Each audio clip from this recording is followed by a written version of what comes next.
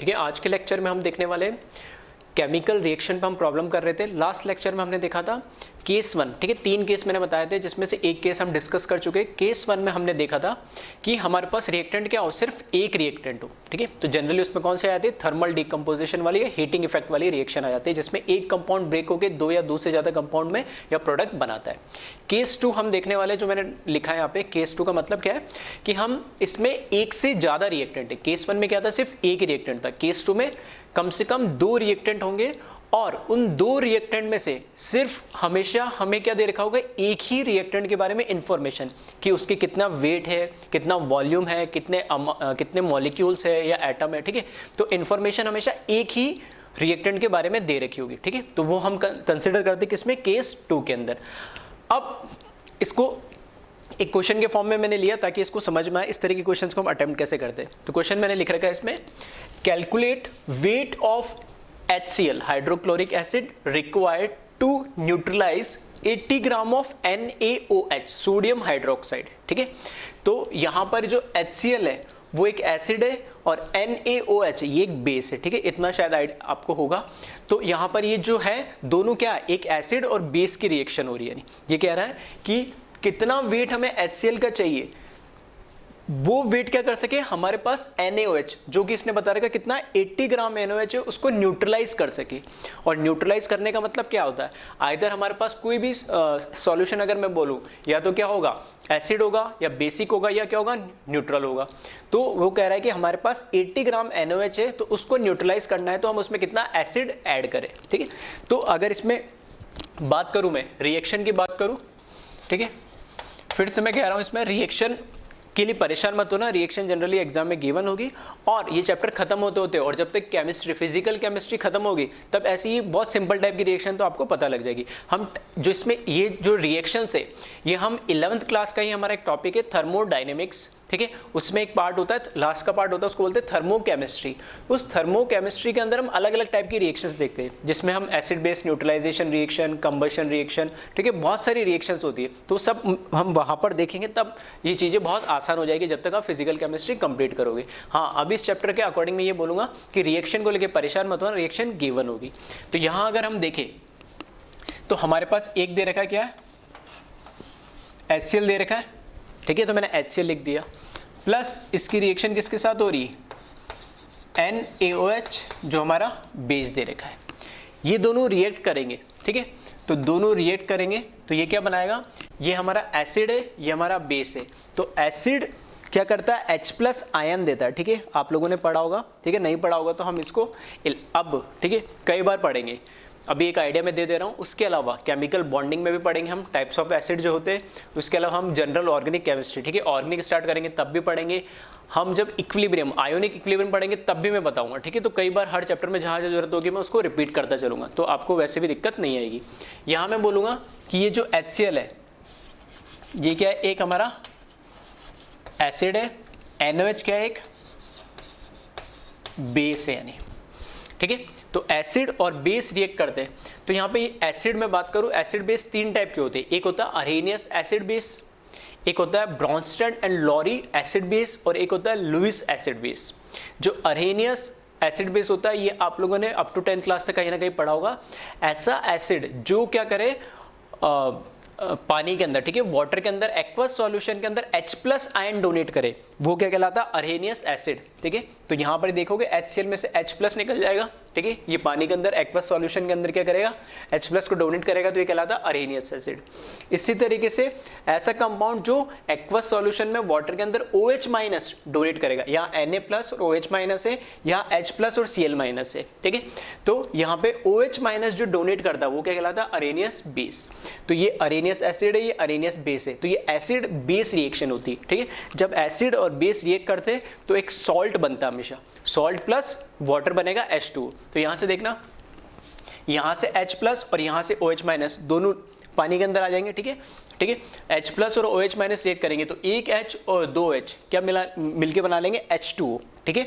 और यहां से Na+ और यहां से Cl-, तो ये जो NaCl क्या बन जाएगा, यहाँ पे सॉल्ट बन जाएगा, प्लस H2, ये रिएक्शन होगी। तो यहां पर ये NaCl तो क्या है, सॉल्ट है, और H2 आपको पता ही ठीक है। तो ये जो रिएक्शन है NaCl जो हमारा बना, ठीक है, एसिड बेस रिएक्ट करते जब भी, ठीक है, जब भी एसिड और बेस रिएक्ट करेंगे तो एक सॉल्ट बनेगा, साथ में एक वाटर मॉलिक्यूल बनेगा, ठीक है। तो इसको बोलते हैं हम एसिड बेस, ठीक है। इस टाइप के रिएक्शन को हम क्या बोलते हैं, मैं लिख दे रहा हूं यहां पे, acid base neutralization reaction, neutralization reaction, ठीक है। ये है एसिड बेस न्यूट्रलाइजेशन रिएक्शन है। एक एसिड और बेस जब भी रिएक्ट करेगा तो एक सॉल्ट बनेगा, साथ में क्या बनेगा, वाटर बनेगा, ठीक है। इसको भी हम बाद में डिटेल में देखेंगे, एक आइडिया मैंने दे दिया है। अब यहाँ पर, ठीक है, अब यहाँ पर हम बात करें इस क्वेश्चन के ऊपर आते हैं, ठीक है। तो हो सकता है रिएक्शन तो मैं डायरेक्ट दे रखी हूँ, तब तो परेशान होने की जरूरत ही नहीं। अगर रिएक्शन नहीं दे रखी तो मैंने बता दिया किस तरह की रिएक्शन हो रही है। जब भी एक एसिड और एक बेस रिएक्ट करेगा तो एसिड H+ आयन देता है अरेनियस, बेस OH- देता है, वो H+ और OH- रिएक्ट करके H2 बना लेता है, और रिमेनिंग जो आयन्स होते हैं कैटायन और आयन वो कंबाइन होके, ठीक है, यहाँ पे, ठीक है, Na+ और Cl- कंबाइन होकर क्या बना लेते हैं, सॉल्ट बना लेते हैं। अब हमें दे रखा है यहाँ पर NaOH, दो हमारे पास रिएक्टेंट एक HCl है और एक NaOH है। तो दो रिएक्टेंट में से हमारे पास एक ही रिएक्टेंट की क्या दे रखी है इन्फॉर्मेशन, 80 ग्राम। तो इसने बोला कि जब पूरा एक एसिड पूरे बेस के साथ रिएक्ट करता है तो न्यूट्रलाइज होने का मतलब क्या है कि इसमें जितने H+ आयन है उतने ही इसमें क्या OH- आयन हो। उल्टा बोल दूं अगर मैं कि जितने OH-, क्योंकि हमें गिवन क्या दे रखा है, NaOH की दे रखा है हमें अमाउंट कितना, 80 ग्राम। तो 80 ग्राम में जितने OH- है उतने ही हमें क्या चाहिए होंगे, H+ चाहिए होंगे, ताकि सारे OH- को H+ के साथ कंबाइन होके H2 बना ले, ताकि वो क्या हो जाए, न्यूट्रलाइज हो जाए, ठीक है। इसको बोलते हैं हम न्यूट्रलाइजेशन। तो हमें गिवन क्या दे रखा, बेस, एसिड और बेस दोनों है, लेकिन इंफॉर्मेशन सिर्फ किसके बारे में दे रखी है, बेस के बारे में। तो अब दो रिएक्टेंट में से एक ही रिएक्टेंट के बारे में इंफॉर्मेशन दे रखी, और इसने पूछा है कि दूसरा रिएक्टेंट का अमाउंट कितना होगा, ठीक है। तो दूसरे रिएक्टेंट के बारे में इसने पूछा है। तो यहां से अगर मैं बात करूं, ठीक है, तो मुझे ये पता लग गया इस रिएक्शन से, पहले चेक कर लो कि ये बैलेंस रहेगा रिएक्शन, क्या रिएक्शन बैलेंस्ड रहेगा। मैंने बोला रिएक्शन क्या होनी चाहिए, लास्ट लेक्चर में बोला था बैलेंस्ड होनी चाहिए। तो यहां से देखोगे आप तो HCl का एक H है, ठीक है, यहां पर एक H और है, 2 H हो गए, और यहां पे देखो H2 आ रहा है, ठीक है। फिर यहां पर एक Cl है, इधर एक Cl है, कोई दिक्कत नहीं है। एक Na है, एक Na सोडियम हो गया, ठीक है। एक O है, एक O है। तो रिएक्शन बैलेंस्ड, हमें कुछ करने की जरूरत इसमें नहीं है। अब देखिए इसको, जब रिएक्शन बैलेंस्ड है तो मैं ऐसे बोल सकता हूं कि मैंने बोला आगे जो ये कोफिशिएंट होता है, स्टोइचियोमेट्रिक कोफिशिएंट कुछ नहीं लिखा है तो कितना होता है, 1 होता है। तो सबके आगे क्या है, 1 1 है।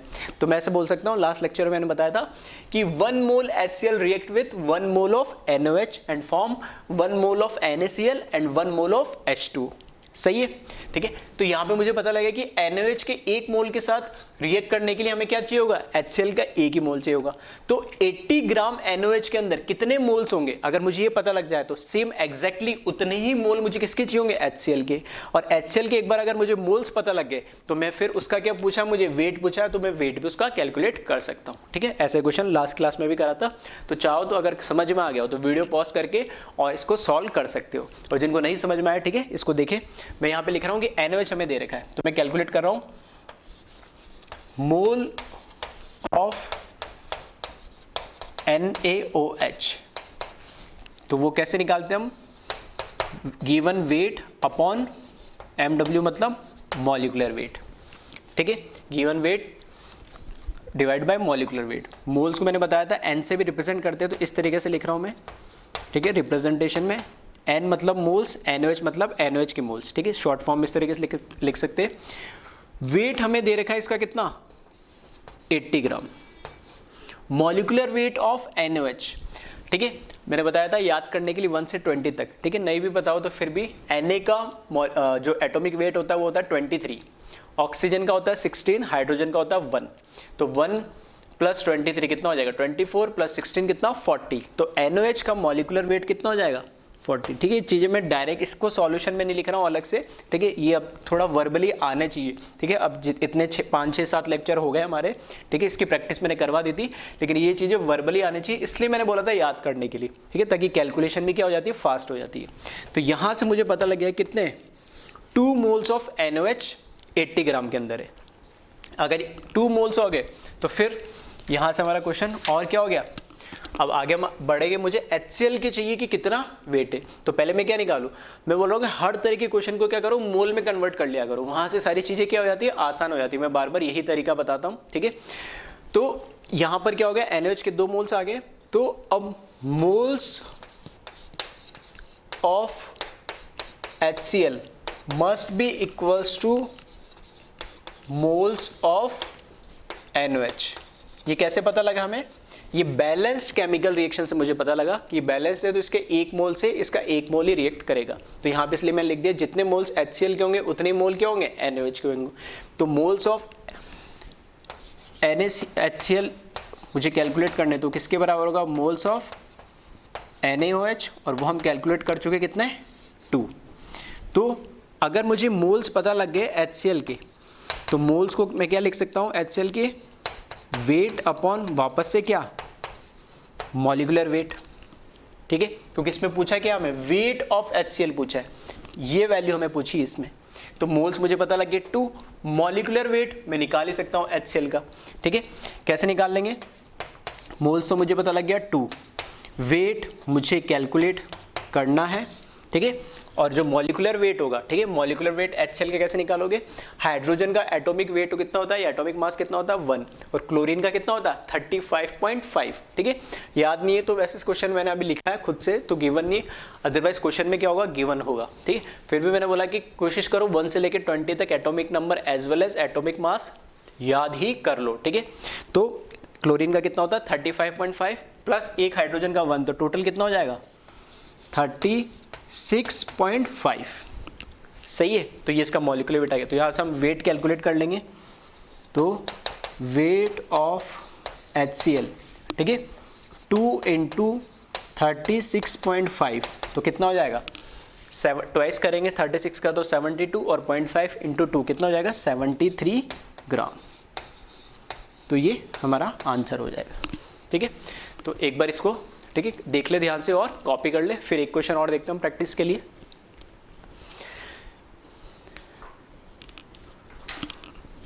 ठीक है, इसी तरीके से नेक्स्ट क्वेश्चन में लिख रहा हूं, ठीक है। वीडियो को पॉज करके कॉपी कर लेना इसको।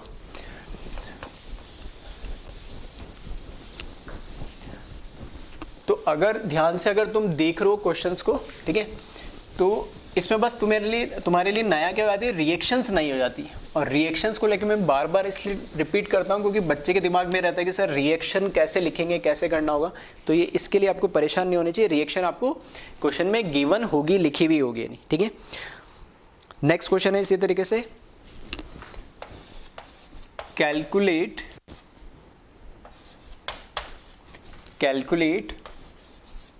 मास of oxygen required, calculate mass of oxygen required to burn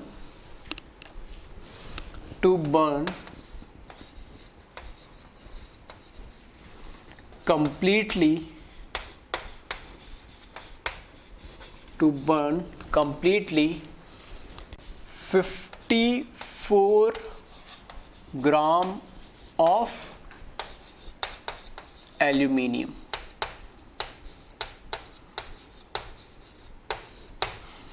ठीक है, तो हमें दे रखा question, calculate mass of oxygen required to burn completely 54 gram of aluminium. अब ये भी एक रिएक्शन होती है पर्टिकुलर टाइप की, इसको हम बोलते हैं, इस टाइप की रिएक्शन को कंबशन रिएक्शन। कंबशन रिएक्शन क्या होती है, किसी भी चीज़ को जलाना, ठीक है, जैसे हमने वुड है, लकड़ी, उसको जलाया, ठीक है, पेपर को जलाया, ठीक है, तो कुछ चीज़ें जो है आसानी से जल जाती है, ठीक है, तो उनको हम क्या बोलते हैं, कंबशन बोलते हैं। कंबशन का मतलब क्या होता है, किसी भी एलिमेंट की, ठीक है, अगर मैं एक डेफिनेशन बोलूँ, ठीक है, सिंपलेस्ट वे में, किसी भी एलिमेंट की रिएक्शन ऑक्सीजन के प्रेजेंस में हम करा दे, ठीक है, किसी भी एलिमेंट की रिएक्शन ऑक्सीजन के प्रेजेंस में करा दे और वो एलिमेंट उसका स्टेबल ऑक्साइड बना ले, तो वो रिएक्शन उस एलिमेंट की क्या कहलाती है, कंबशन रिएक्शन कहलाती है। ठीक है, ये भी हम थर्मोकेमिस्ट्री में डिटेल में पढ़ेंगे, अभी सिर्फ एक आइडिया दिया है। तो यहाँ पर हो क्या रहा है, ये बोल रहा है कि एल्यूमिनियम, ठीक है, एल्यूमिनियम का सिंबल क्या होता है, Al। एल्यूमिनियम को मैं क्या कर रहा हूँ, कंप्लीटली बर्न कर रहा हूँ, मतलब मैं इसका बर्न करने का मतलब क्या, कंबशन कर रहा हूँ, ठीक है, इसको जला रहा हूँ एल्यूमिनियम को, और जलाने के लिए मुझे क्या चाहिए होगी, ऑक्सीजन चाहिए होगी। तो वो कह रहा है कि अगर मेरे पास एल्यूमिनियम 54 ग्राम है, 54 ग्राम एल्यूमिनियम है, तो कितनी ऑक्सीजन चाहिए होगी ताकि वो एल्यूमिनियम क्या हो जाए, कंप्लीटली बर्न हो जाए, ठीक है। तो इसके रिएक्शन भी मैं गिवन दे रहा हूँ, ठीक है, परेशान मत होना, ये रिएक्शन भी आपको क्या आएगी, गिवन आएगी। तो रिएक्शन मैंने लिखा एल्यूमिनियम प्लस ऑक्सीजन, ठीक है। बस थोड़ी सी बेसिक चीज़ें ये तो आप ध्यान रखना, इनको भी वैसे डिटेल में हम पढ़ेंगे थर्मोकेमिस्ट्री में। एल्यूमिनियम अकेला एलिमेंट होता है, कोई दिक्कत नहीं है, ठीक है।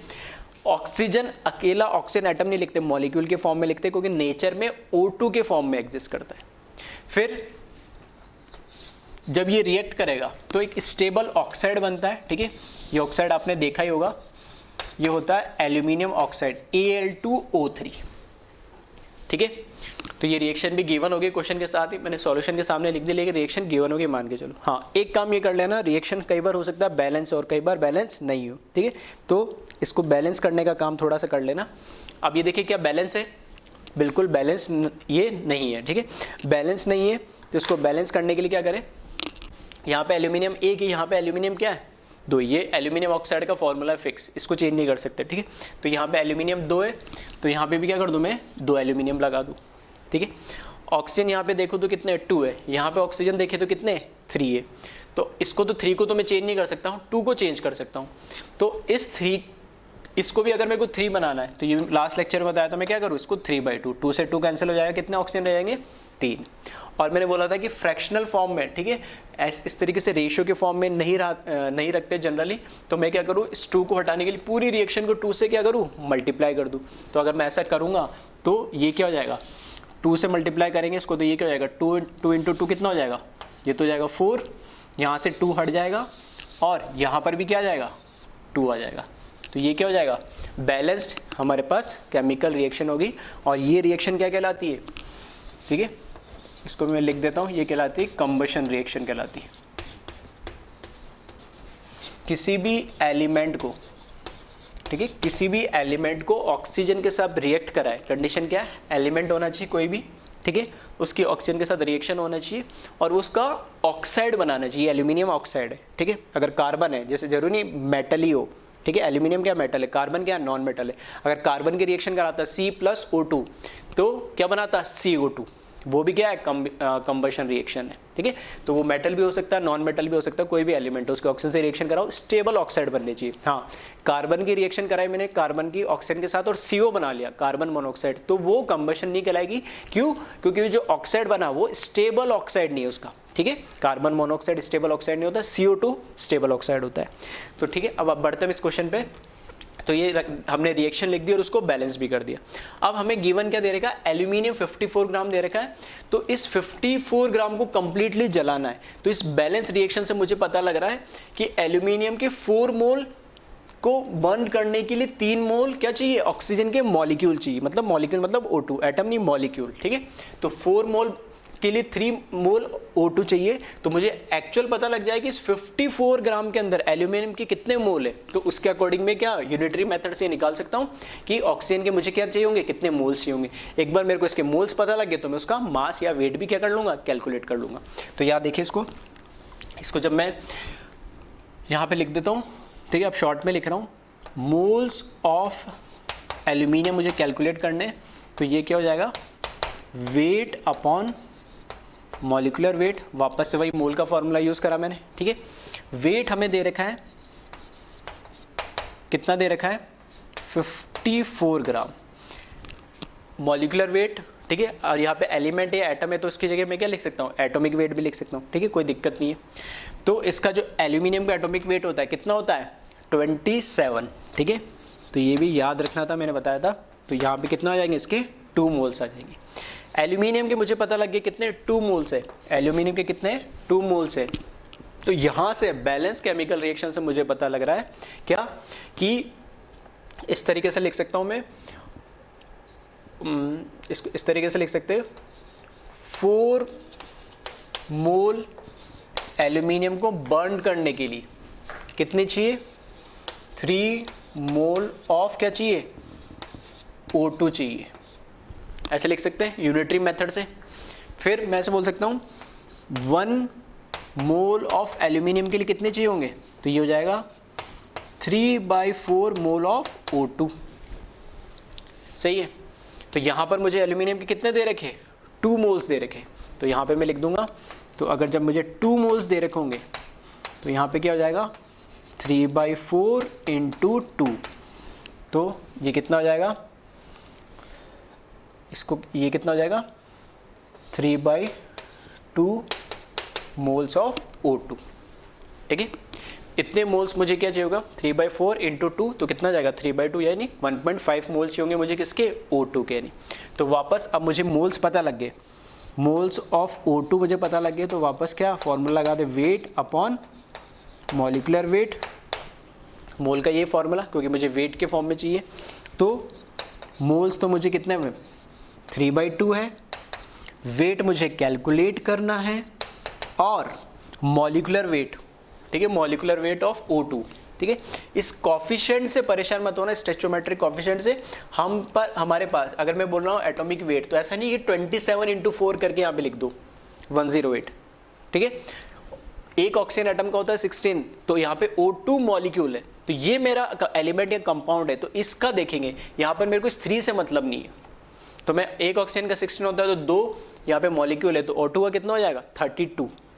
तो 32 × 3 मत कर देना, यहाँ पे आ रही मेरी बात समझ में, क्या कहना चाह रहा हूँ, क्योंकि ये तो क्या है बैलेंस्ड केमिकल रिएक्शन है।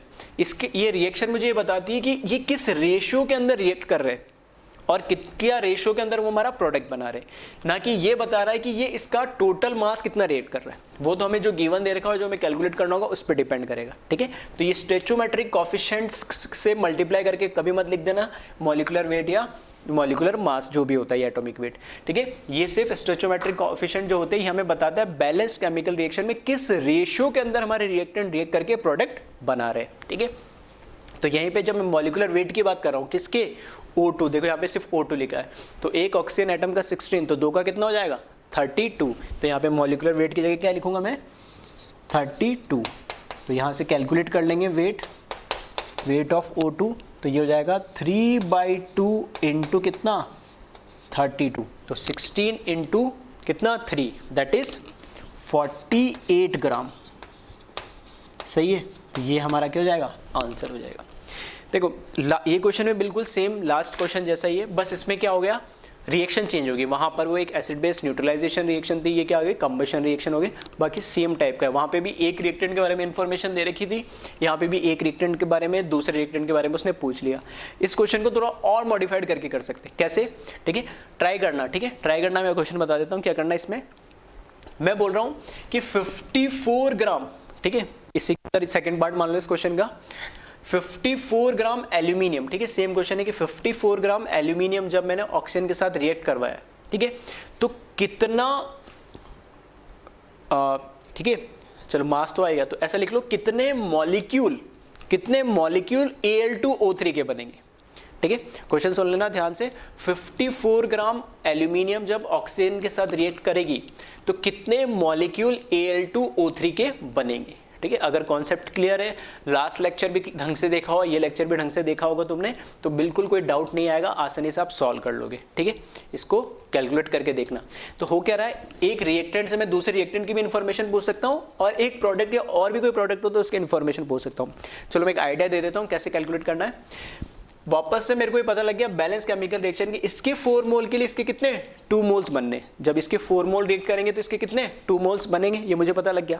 तो यहाँ से मुझे पता लग गया कि एल्यूमिनियम के एक्चुअल में मुझे गिवन कितने दे रहे हैं 2 मोल्स, तो Al2O3 के कितने मोल्स बनेंगे, उसका आधा बन रहा है ना, यहाँ से दिख रहा है मेरे को 4 से 2 बन रहा है, तो अगर 2 हमें दे रखे तो कितना बनेगा 1, तो 1 मोल Al2O3 बनेगा। तो अगर मुझे मोल पता लग गया Al2O3 के मोल्स कितने हैं 1 है, तो मैं फॉर्मूला यूज कर लूंगा मोल का, जिसमें क्या मुझे नंबर पूछे मॉलिक्यूल, कौन सा नंबर वाला, जिसमें आ जाएगा mole equals to number of molecule divide by Avogadro number, तो वहां से मुझे कैलकुलेट हो जाएगा। ठीक है, इतना हिंट मैंने दे दिया, ऑलमोस्ट पूरा क्वेश्चन मैंने बता दिया, खुद से कैलकुलेट करके देखना इसको। ठीक है, तो एक बार इसको कॉपी कर लें।